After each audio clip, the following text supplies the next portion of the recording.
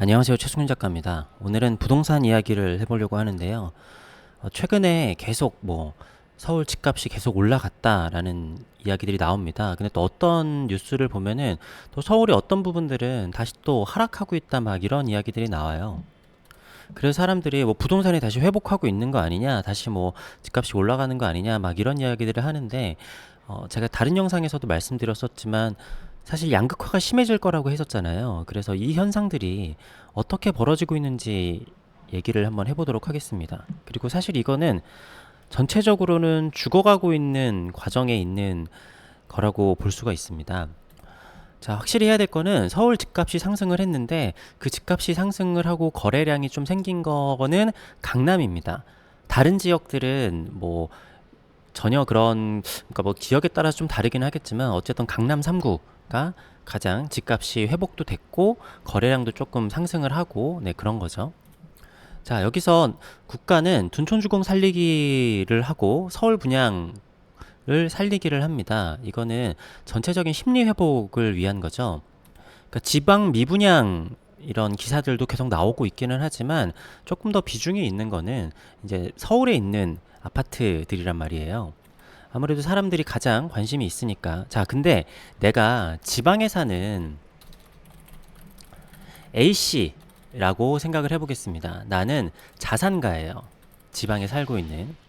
자, 팬데믹 때도 지방에 계신 재력가 분들이 강남에 있는 아파트나 이런 부동산들을 굉장히 많이 사셨습니다. 내가 지방에 있는 사람 입장에서 나라에서 수도권, 특히 강남은 어떻게든 살려주네? 라는 생각을 할 수밖에 없습니다. 실제로 정책도 그렇고요. 지방은 지금 상황이 굉장히 안 좋죠. 미분양이 되는데 지방 특히 이제 건설사들도 지방에 있는 중소건설사들부터 망해가고 있잖아요. 자, 지금 나라에서 지방까지 신경 쓸 여력이 없습니다. 여력이 없는데 그렇다고 다 같이 무너지면 안 되니까 그러니까 정부의 입장도 이해가 되기는 해요. 어차피 지금 전국을 살려줄 돈은 없습니다. 그럴 여력도 없고요. 근데 심리가 떨어지지는 않게 하기 위해서 아주 중요한 것들은 살려주는 척을 하는 거죠. 그리고 나라에서는 거래량이 회복되면 안 됩니다. 나라 입장에서는 지금처럼 낮은 거래량이 유지가 돼야 돼요. 낮은 거래량이 유지가 되면서 가격이 무너지지 않으면서 연착륙을 하는 거. 이게 사실은 지금 할 수 있는 최선의 시나리오란 말이에요. 거래량이 많아지면은 대출이 다시 많아지잖아요. 대출이 많아지면은 그 돈을 우리가 지금 조달할 게 없으니까 중국에서 부동산 기업들이 파산을 하게 된 게 그러니까 외채들을 빌려가지고 돈을 썼는데 이제 그것도 더 이상 못 갚게 되는 거잖아요. 우리나라도 더 이상 우리나라 안에서 해결할 수 없게 되면은 이제 외채들을 끌어들여가지고 빚을 낸단 말이에요. 그렇게 되면은 정말 큰일 날 수가 있으니까 자, 낮은 거래량이 유지가 돼가지고 지금 부동산으로 인한 세수가 부족하다라고 하잖아요. 자, 근데 낮은 거래량으로 인한 세수 부족이 급락보다는 낮다라는 겁니다. 그거에 대한 트리거는 우리가 역전세 사기라고 했죠. 그러니까 많은 서민들이 피해를 보게 되니까 역전세 사기 같은 게 일어나고 이 부동산의 가격을 다운시켜야 되는 건 맞는데 다운시키다 보니까 대다수의 국민들이 피해를 많이 보고 망하는 기업들이나 망하는 은행들이 너무 많이 생길 것 같은 거죠. 그래서 최소한의 손해로 연착륙을 시키려면은 가격을 그렇게 크게 급락하지 않으면서 거래량은 적어야 되는 거예요. 자, 어쨌든 지방에 사는 자산가 A씨 입장에서 봤었을 때는 지방은 미분양이 나던 건설사가 망하던 어떻게 하던 사람들이 신경을 안 쓰고 있잖아요. 국가에서. 그리고 지방 지자체들도 그렇게 살려줄 만한 돈이 없고. 자, 이러면 이런 생각을 할 수밖에 없죠. 서울 강남 아파트를 사야겠다. 내 자산을 지키기 위해서. 물론 지금 집을 산 사람들이 어떠한 사람들인지는 확실히 알 수 없고 제 얘기가 틀릴 수도 있겠고 하지만 일단 강남에 아파트를 산다라는 거는요. 젊은 20, 30대들이 살 수 있는 거는 아니에요. 요즘 집값 회복하는데 큰 손들이 20, 30대라고 하지만 그거는 진짜 그 20, 30대들이 돈을 모아서 하는 게 아니라 그러니까 저도 우리나라에서 꽤나 고소득에 속하는 편이거든요. 근데 저는 부모님의 그 도움을 전혀 받지 않았기 때문에 강남은 고사하고 뭐 마포나 용산은 또 비싸군요. 어쨌든 서울 중심에 있는 그런 아파트 살 엄두도 나지 않아요. 예, 저는 서울 변두리에 있죠. 그러니까 결혼한 자식한테 아파트를 사주던 아니면은 자기가 아파트를 사건 지방에 있는 것들을 털어낼 수 있는 거는 털어내고 강남으로 모이게 될 수밖에 없는 거죠.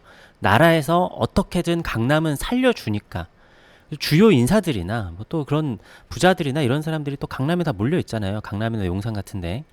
그리고 부자들도 그래요. 부동산 사면 어디 사냐? 당연히 강남 용산 사야지. 딴 데를 왜 사냐? 서울에서도 그러한데 그러니까 지방에 있는 사람들의 시선으로 봤었을 때는 지방은 이제 답이 없는 거죠. 자, 제가 아까 이게 사람이 죽어가는 모습하고 좀 비슷하다라고 했잖아요. 그게 무슨 얘기냐면은 사람이 죽어가잖아요. 그럼 어디부터 이제 피가 없어지고 어디부터 이렇게 뭔가 기능들이 쇠약해지냐고 하면은요. 이 끝단부터예요. 끝단부터 하고 이 다리 안에서도 이 중심 쪽은 피들이 있겠죠. 그러다 사람이 죽고 하면 하다가요. 마지막까지 피가 남아 있는 곳은 바로 머리입니다. 아니면 머리나 심장 이런 데겠죠.